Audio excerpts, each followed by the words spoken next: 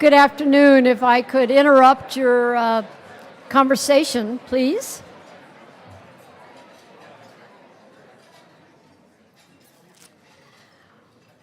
Well, now it is my distinct pleasure to introduce today's speaker, Dr. Bill Mcguire, the lead owner and managing director of Minnesota United. Before his interest turned to soccer, he was chairman and CEO of United Health Group, where he grew the healthcare company from $400 million to more than $70 billion in annual revenue. Dr. Mcguire purchased Minnesota United, then known as Minnesota Stars, following the 2012 season. Professional soccer in Minnesota was a little bit in jeopardy at that time, maybe a lot in jeopardy, and the team was on the verge of potentially folding. Then former league commissioner David Downs reached out to Bill to save the team, and that he and his colleagues have more than done, and it's been a very successful team. In March of 2013, the team was rebranded as Minnesota United FC. And over the years to follow, the team has experienced success on and off the field. And perhaps one of the most recent, greatest accomplishments for us in this neighborhood is, of course, the new stadium that they will be opening their season in this spring. It is a beautiful, beautiful piece of architecture and something that brings great enhanced value to our neighborhood in many ways, which Bill will share with you. Father Deese reminded us at lunch that Bill had been a commencement speaker at St. Thomas a number of years ago for our graduate commencement, and we were outdoors. And Father Deese reminded us that it was a torrential rainstorm came up during the middle of his speech. So we have promised him no water, no fire, no fireworks. We're happy here and warm inside under a roof, and we are really honored to hear Dr. Mcguire this afternoon. Thank you.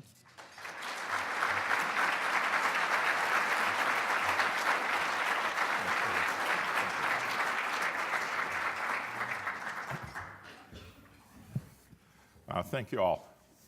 Appreciate the opportunity to share a lunch period with you and for you taking your time. I hope the technology works here, but bear with me. Recognizing that, or suspecting at least, that a few of you may have postprandial somnolence or after dinner sleepiness. Or get easily bored, I'm going to take the risk of telling you up front what the takeaways I hope you have after 30 minutes with me. The first is that top-tier soccer, professional soccer, is here. It's exciting, it's an outstanding game, and it is really being embraced by our community. The second is that we have a beautiful, iconic, fan-friendly stadium opening up here on April the 13th, and it will be the event of the year. I say that maybe with a little hesitation because some may think the annual brouhaha between the Tommies and the Johnnies on the 19th will assume that, but we'll see. I can say that those tickets, as Dr. Sullivan said, are going fast. I was told a little while ago that after only a few hours, 8,800 tickets have been sold. So you're looking at a 20,000 or so, 19,000 plus stadium. Bunch have already gone to students, so it's largely gone. It'll be exciting. The third comment and hopeful takeaway is that an extraordinary opportunity for our community is emerging from this stadium and the team, and that is for the urban redevelopment of the Midway area. And I think it is something that is precious, outstanding, and it's really going to be up to all of us to decide if we're going to grab it and go. All of this, of course, has happened in the last 6 years, as was mentioned. Most of it, frankly, in the last 2.5, at least the physical, visible parts. So as we chat today, I'd like to talk a little about what have we really accomplished. Secondly, what is the value of those accomplishments? And third, and perhaps most important, looking forward, what are our opportunities? 1976 was the start of pro soccer in Minnesota. Some 47,000 people got together to watch the Minnesota Kicks play the San Jose Earthquakes in a borrowed stadium down in Bloomington where the mall now sits. If you want to help date yourself to that time, it was the year that Silly Love Songs by who? You know? Wings. There you go. Topped the charts. The Four Seasons were serenading us, at least those of us that were born by then, some of you may be out, with Oh What a Night, remember, December 1963. Paul Simon told us 50 ways to lose our lover, or leave our lover. And the great Freddie Mercury and Queen introduced us for the first time to Bohemian Rhapsody. I'd also note that it was around the first time, that this esteemed university allowed women to enter its ranks. So, while St. Thomas thereafter continued to advance and got even smarter, and great songs continued to emerge, it was really pretty much a slow downhill for professional soccer, going through a lot of teams. And despite the acceleration of demographic diversification in our city and a stated desire for the Twin Cities to be viewed as a great international city, the world's game, truly the world's game, was going to leave the Twin Cities. But perhaps like a phoenix rising, in this case, manifest by a stylized loon appearing on top of a background that had gray for the Iron Range, blue stripe for the Mississippi River, and the North Star lying over them all, it arose. And the team was in fact salvaged and moved forward with new aspirations. The team was in fact revitalized, and amazingly, proudly, in 2019, this logo, or 2018, last year, this logo was voted the 14th best soccer logo in the world. We call that a win.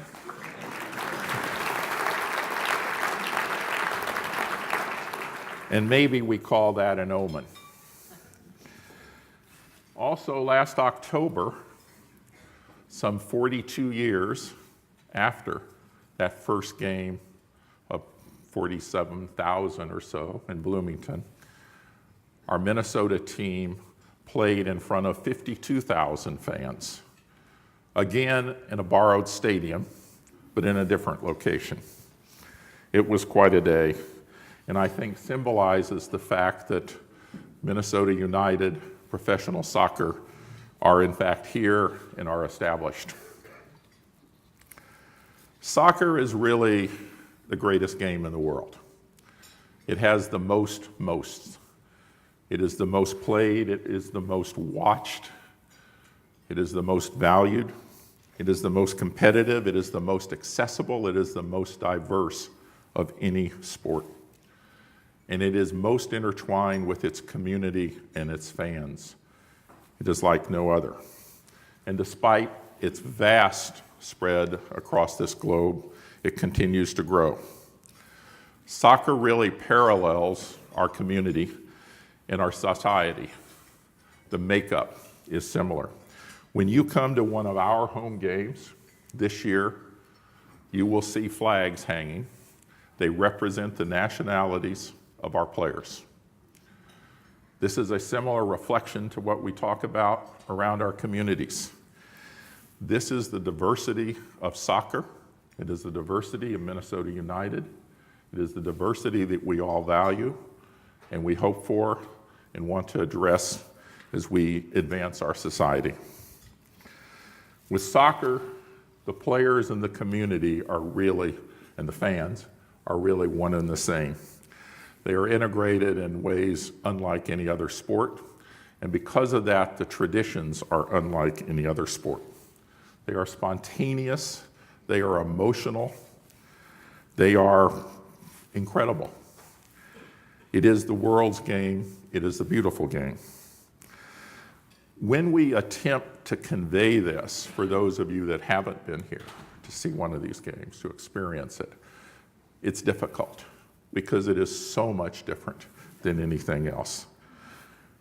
You have to go and be prepared to engage, to share, to commit, because that's the way it is. I want to demonstrate the point using the wonders of YouTube, in this case, to take us on a little journey to show us this. And the video will be a little funny because we grabbed it off of YouTube. But we're going to start in Argentina. We're going to go to Morocco. We'll travel up to England.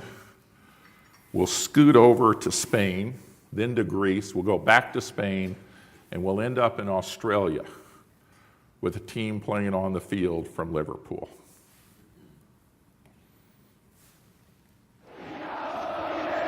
These are the fans, starting in Argentina.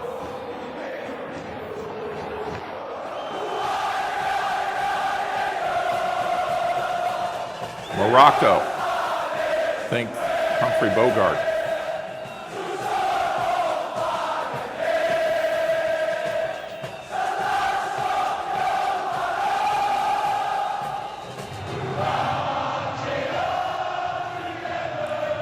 Up into England, it leads.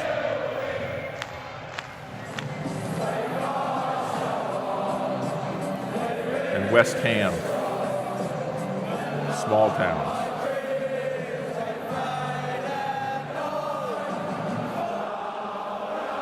People were talking earlier about being at Barcelona.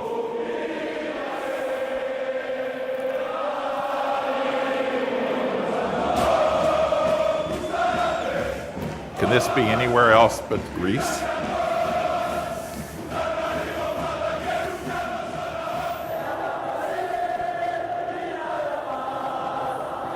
This is back in Spain with Real Madrid. 90,000 people in Australia watching Liverpool.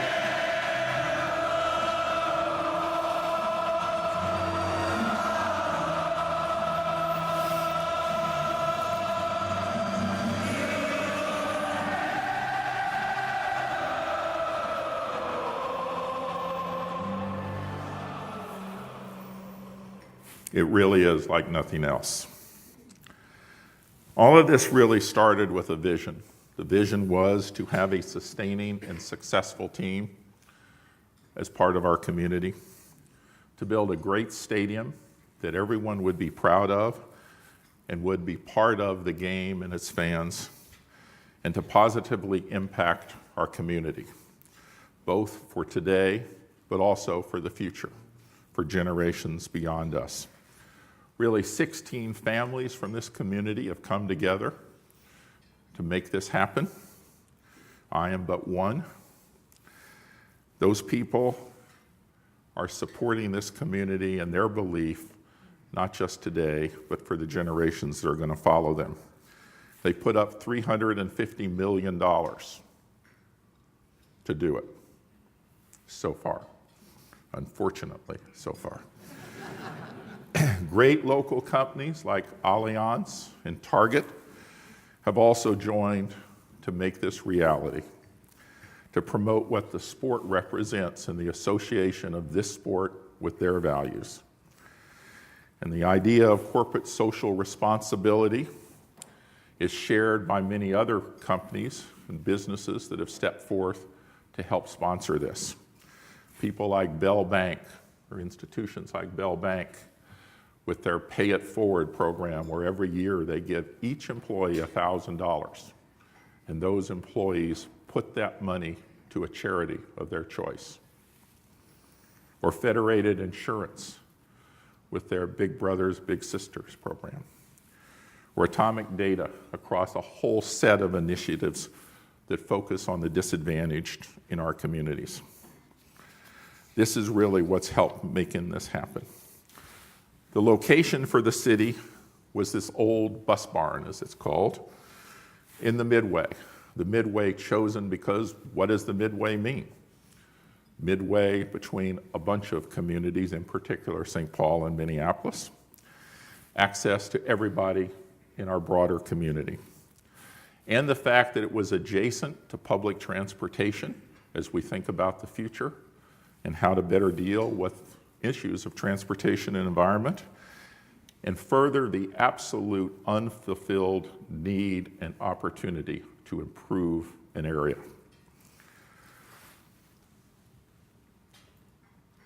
What was there, in case you've forgotten, is this. 2012. Ugly, negative vibes, bad influences, visible to everybody as they drove by on our busiest freeway or our new, shining rapid transit line, or on a bus or a car as they drove up annually to the Great Minnesota Get-Together.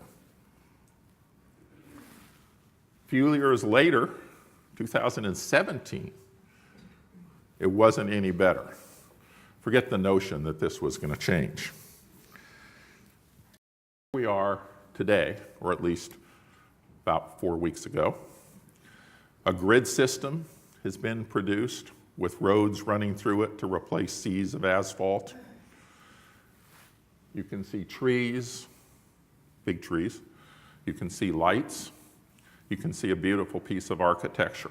You can see a bunch of pads waiting for future development.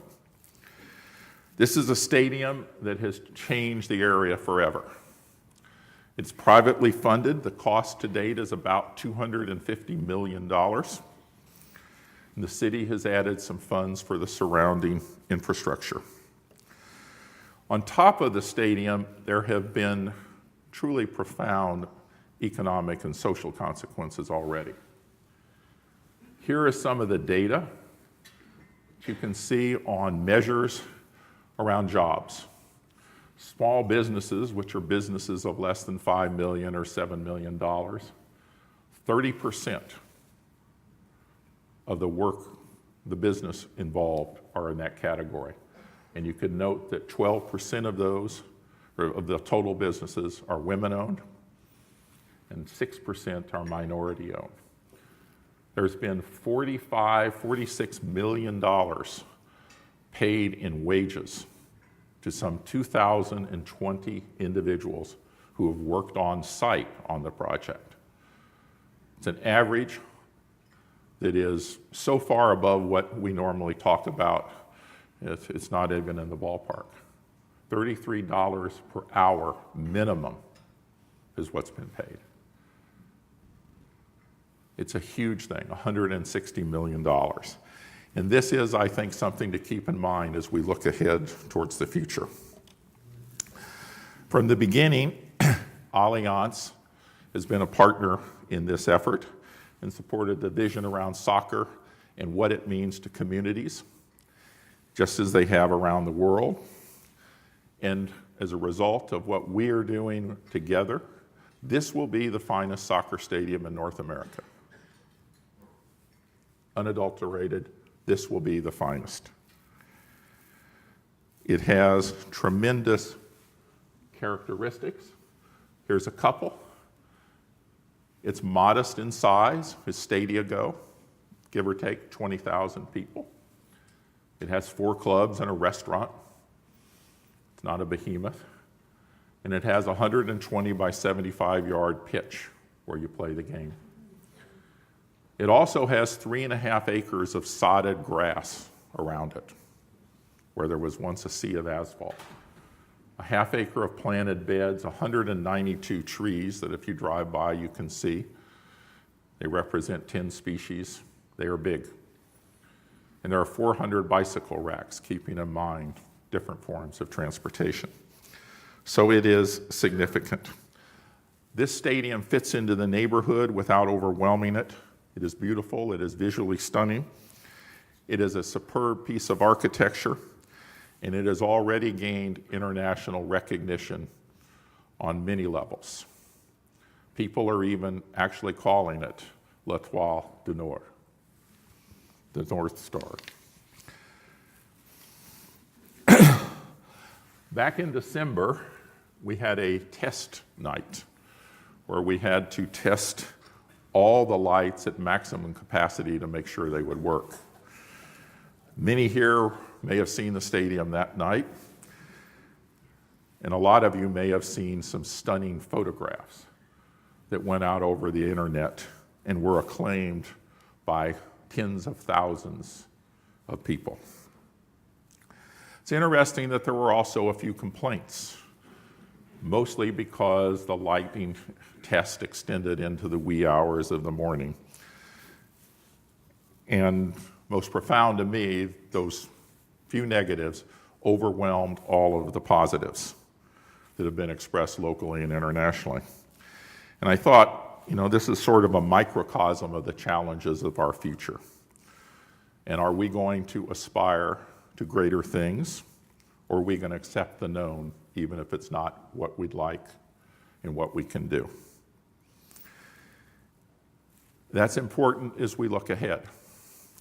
Because if we look at really the trends for the future, what this was about, transit-oriented development, higher density living,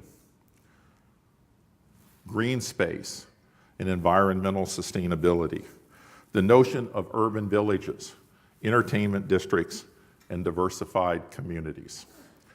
And if we couple that with ways to enhance our community, what really matters that we're going to also need: a better tax base, job opportunities, and things that make day-to-day living better. Jobs, safety, businesses, aesthetic elements, and pride in what we are doing. Allianz Field is part of the world's game, and we are now, as we talked about years ago, in the global game. There's no going back. Everybody knows where we are. Everybody now knows who we are. And they're going to be keeping score as to what we do and how we step up. And if you want to see an example of the company we're keeping just on the soccer side, look at the cities here.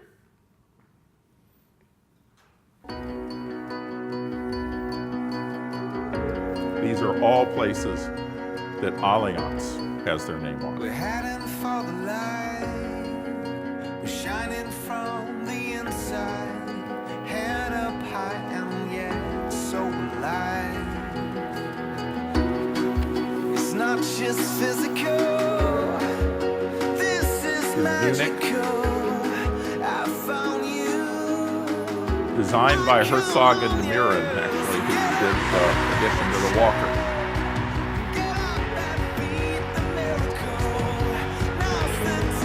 With London.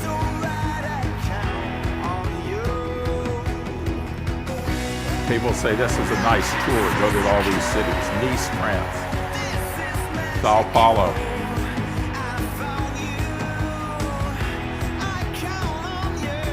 Vienna. Turin, Italy. The great Juventus.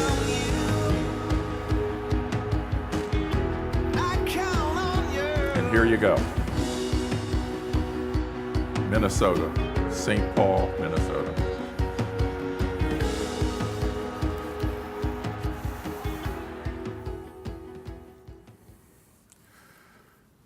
So as the saying goes, the dog has caught the bus. And what are we going to do with it? Well, other communities have shown us the way to leverage some investments and, in fact, improve the community. If we look at Atlanta, obviously a bustling, growing city. This is an area out to the north of the city slightly that became this. the new SunTrust Park and the area called the Battery, some 15 acres or so right around it. Development into an entertainment and living district. If you go to Seattle, this is the render that is now complete of Stadium Place next to Citi Field, the Seattle Seahawks and their soccer team.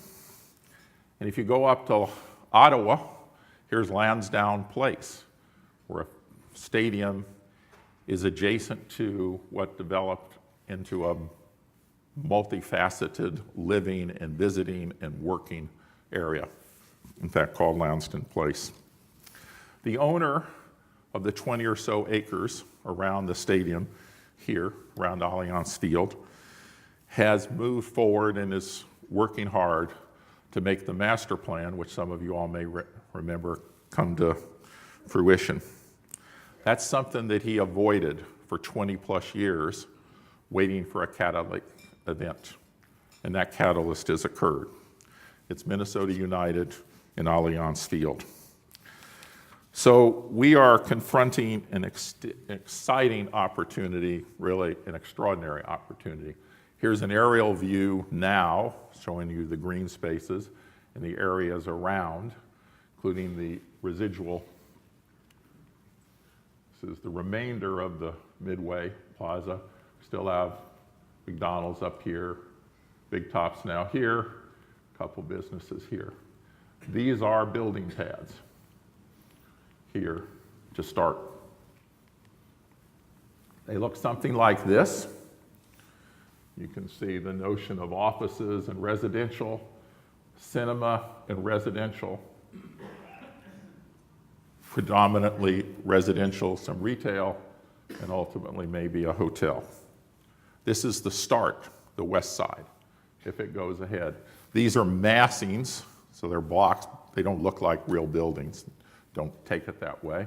But you can see the same kind of concept, filling out these places. And here are some of the numbers that go with those. So on Block A, the most northern, right at the corner of University and Snelling, 200,000 square feet of office, about 30,000 of retail. Dropping down to Block B, a 60,000 seat multiplex cinema with at least two of the largest international theater cinema groups coming to bear and wanting to be there. They each independently thought that if they put these cinemas in, 1 million people a year would come to just the cinemas. So we're talking about a lot of revitalization. Hotel, maybe down here.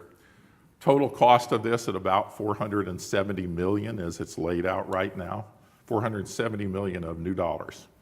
That translates into taxes for the city, the schools, other things, of about $10 million.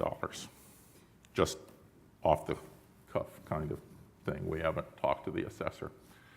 So, you know, it's really there. And when you finish, you get something like this. A stadium, a place. This is the great lawn out in front, as you may recall. The idea of coming together, not just on game days, but on other events as well. So, it's really in front of us. It's going to need some help. We're going to have to help. There's really been tremendous excitement about the team, the sport. We have an incredibly beautiful place. We have substantial social and economic gain and change already underway because of this.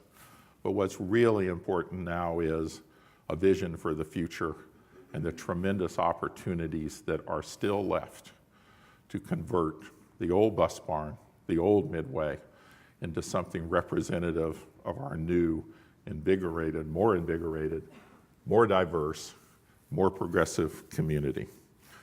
So when I look at it, I think and I hope our joint takeaways and commitments are that we view this as a source of pride and of continuing aspiration and all about making this a better place to be.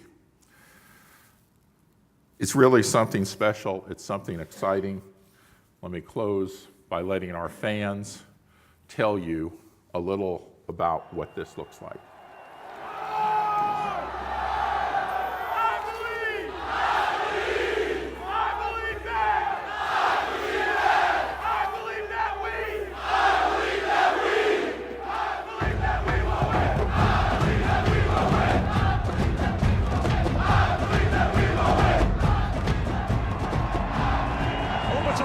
This football club, Q on the ball.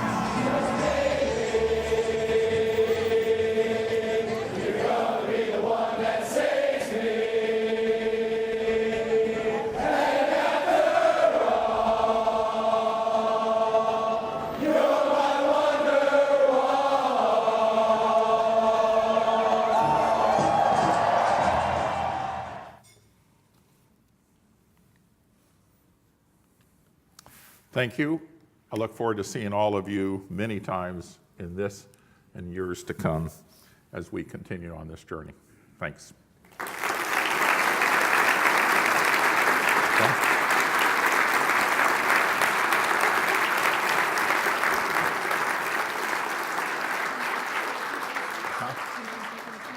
Sure. Julie says a few questions. Yes, sir. I have a microphone I can bring to you.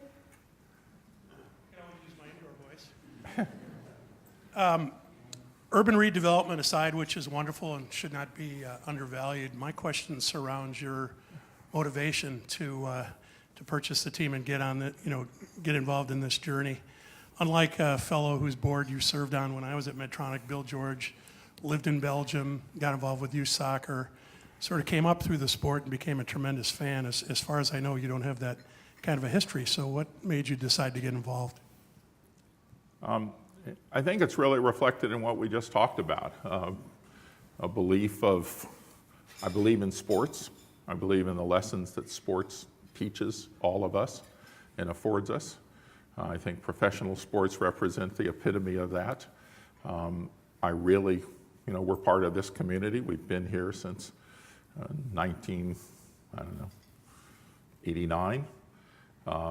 We think to achieve what it can be, this is a sport we should have, and that leads into this whole thing about making our community better. And it's pretty much that simple. Yes, sir. Why only 20,000 seats? Question is, why only 20,000 seats? Well, I hope you understand 20,000 seats, $250 million. And I will remind you that this is private money. This isn't the taxpayers. We decided on 20,000 seats because we thought that's what fit on the site rather than overwhelming the site. We thought that's what would provide an intimate and great fan experience, which is what this game is about. And that's what, the numbers sort of followed it, but that was really the purpose. We tried to do something that was prudent. Yes, ma'am. So you're sitting in obviously a very urban area, and I am curious about keeping ticket prices to the point where there can be folks that are living in that area and surrounding areas that can attend this game. Yeah, the question really is around ticket pricing and all of this stuff. And, I think that's a very relevant and frankly challenging situation for anything. If you quickly do the math, I'm sure the St. Thomas education will have informed you well enough that if you multiply 20,000 times 18 games or so a year at the average ticket price that we have, which is a half of any other professional sporting event in the city, the numbers don't add up to get a return on people putting in $350 million. So it's a delicate and difficult balance that we have to work through. And the good news is that the people that have stepped forward, those 16 families, are all here. They are all investing in this community, not just an economic return. And there's a balance there. And I think we'll do the best job we can, and I think it will continue to be a great value. We're also exploring other ways to extend the ability to see a game. We haven't gotten there yet, but we've got a big lawn, and maybe you can have ways to watch out there too and be part of the effort. I remember being down at the University of Florida one day for a football game we were invited to, and they seat about, 90,000 people. And you walk around the campus or drive around the campus, and for literally a mile or two out from the campus, there are thousands upon thousands of people pulling up their cars, pulling TV sets out of the back, and sitting on lawn chairs watching off of a satellite so they can be part of the experience even though they're not in the stadium. And that's another kind of thing for us to explore. We're sensitive to it. Well, yes, ma'am. Well, first, thank you for bringing this amazing asset to our community. Now you can hear me a little better. I have 2 little girls, and I went to one of your games, and I have to say I had taken them to other sporting events where I didn't feel like it was maybe appropriate for them to be there, one from the fans and one from just the way people were acting, and I brought them to one of your soccer games, and it was incredible. So thank you. Agree with you, too, that soccer is this beautiful game and the world's game, and love the diversity that you get from it. However, here in the U.S., we're seeing at really young ages that kids are dropping out of sports across the board, including soccer. Participation numbers are dropping. Dollars are going up, but participation numbers are dropping, and that could be hurtful for your fan base. And just was wondering, do you see the same thing, and what are you guys doing about participation in organized sports when it comes to young youth here in America? Sure. Few quick answers to that. Obviously, the first thing you do is try to produce, make available a product, so to speak, that people can affiliate with, orient to, say, yeah, that makes sense. And that's what the whole upper level is about. The data, of course, is, as you say, in terms of sports participation in our society. I think it's varied sport to sport. Obviously, we know that participation in football, American football, is declining for a very specific reason. Participation in some other sports has declined for other reasons. The soccer data on youth soccer is a little more complex, but where it is declining, I think, is clearly a product not of interest, but of economics. And the big thing, to my view, across all youth sports in America is it's too much of an economic model, all about the money of youth sports and not enough about the joy and the value of sports. And so one of the things that we are participating in and thinking about and going to try to promote is how do we make this a little less about all the organization and the $2,500 a year to be on a team, and more about what the rest of the world does. I got a ball, I need a corner, I'm going to go kick it. And it's something for you to remember as we look out. But it is a real deal, but it is not simple. Thank you. Father? The skin Yes. on the stadium, it looks like some kind of maybe a mesh made of some kind of metal or some kind of fabric. What is it? The exterior of this is the first time it has been used in the world. It's a material called PTFE, which is really a polymer. It looks up close like fabric almost, with warps and wefts, as if you were building a carpet. Then it has a polymer in between, and it is sewn together to create some of the pattern, which is then cut in different ways to apply and be stretched over the grid, so-called driver tubes that are the outside things. I should use this right here that curve. Those are metal. That's what it is. It is lined with several miles of LED lighting that sits along all of these curved areas to produce the color that is reflected from the inside onto the skin and diffused up to the skin. So it is really a diffused light. It is put on for several reasons. One is climate barrier. wind, rain, other things. Another is the aesthetic of having something that is not hard and solid, as you see in most buildings. Included in that is the fact that it is bird safe. Some of you that follow Audubon may have seen their big article recently about this being an example of how you can achieve great architecture and be safe for birds. And it accomplishes this. And we have the ability to make it any color. And we will be using that to make this as attractive and nuanced as possible throughout the year. Can you make it purple when you place it? That has been discussed as and only because of this audience I can say, including after the game in celebration of a victory. Purple.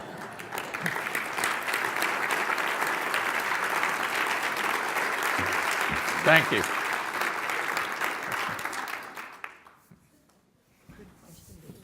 Yes, thanks.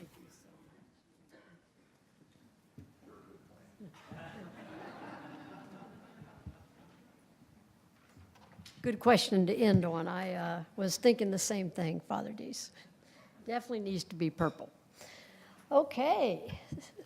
So I want to thank, again, all of you for being here, but in particular, thank Bill for sharing with us the really inspiration behind this magnificent project. And we're all very, very excited and look forward to spending time in Allianz Field. So thank you very much. Now I would like to read the 5 winners of the Tommy Johnny scarves, and you can pick them up at the registration desk when you leave. Brianna Ham, 14 MBA, works at Securian. Mike Bublitz, 69 alum. Olivia Haggerty, U.S. Bank. Ryan Rieger, 16 alum with Gallagher. And Shannon Hendricks, 82, Masters, Delta Dental. 82? You just finished your master's with us. Anyway, that must have been the first one.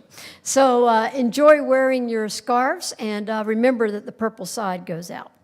I also want to, before we end, thank our season sponsor. Really, the First Friday series, Minnesota Bank and Trust, this is the 3rd year of their sponsorship. And their sponsorship has really been initiated by Marianne Heine, who's right here with us. Marianne, would you stand up?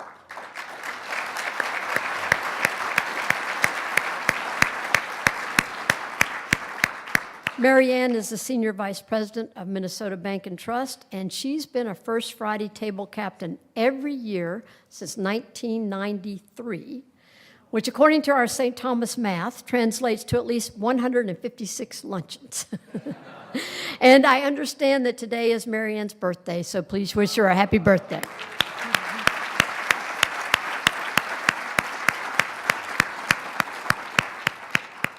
We are grateful as well for our 2 gold sponsors, Stinson Electric and the Executive Education Programs in our Opus College of Business. And we look forward to seeing you at our next First Friday Luncheon on May 1st, when we'll hear from Deb Schoeneman, who is here today, president of Piper Jaffray. Have a great weekend, stay warm, and go Tommies.